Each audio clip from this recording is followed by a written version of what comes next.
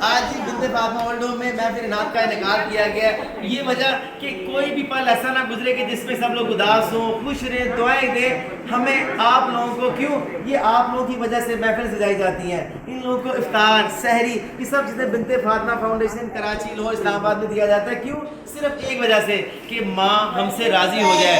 دنیا سے جانے جانا ہے لیکن ماں ہم سے راضی ہو جائے، ہمارے والدین ہم سے راضی ہو۔ اگر ہمارے والدین ہم سے راضی ہوں گے تو ہم سمجھیں گے ہمارا اللہ ہم سے راضی ہو گیا، ہماری دنیا بن جائے گی، آخرت بن جائے گی۔ آپ ان ماؤں کو سنبھالنے میں بنت فاطمہ فاؤنڈیشن کراچی، لاہور، اسلام آباد کا ساتھ دیجیے۔ جزاک اللہ۔